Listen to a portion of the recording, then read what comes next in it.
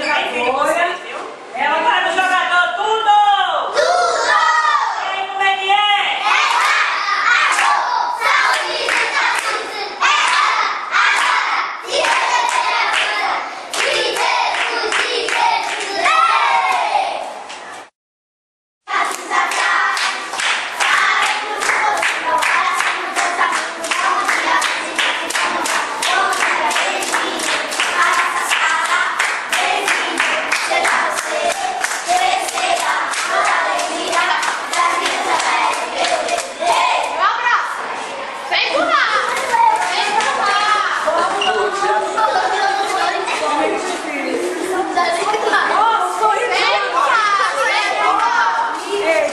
Tu também falou que vai beber o que machuca.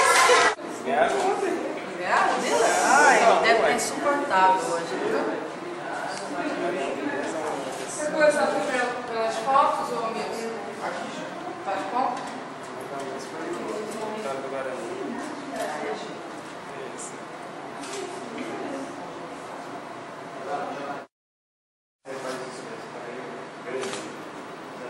Sorrisão, viu, Richard? A gente precisa de uma foto bem sorridão.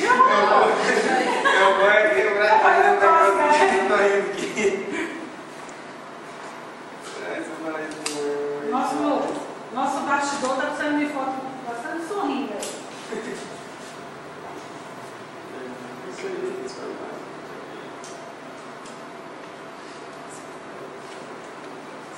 Ó, vamos começar. Já imaginou quanto custa transformar a vida de alguém? Mais fácil, como é que foi aí essa gravação? É mais fácil jogar futebol ou dar uma de ator aqui? Não, me dá uma bola que é muito melhor, tá louco? Aqui a toa é muito complicado, boa mulher, moela lá. Que pra mim é melhor ficar correndo atrás de uma bola dentro do campo do que esse negócio de ator é difícil, cara. Michele, fala pra gente o que você achou do contato com as crianças. Achei maravilhoso, as crianças super gente boa ali, conversando comigo, falando, adorei, gostei demais, nunca tinha vindo num assim. E gostei demais, se precisar me chamar outras vezes, eu venho na maior boa vontade. E você acha que campanhas como essa ajudam a conscientizar a população para ajudar a doar alimentos?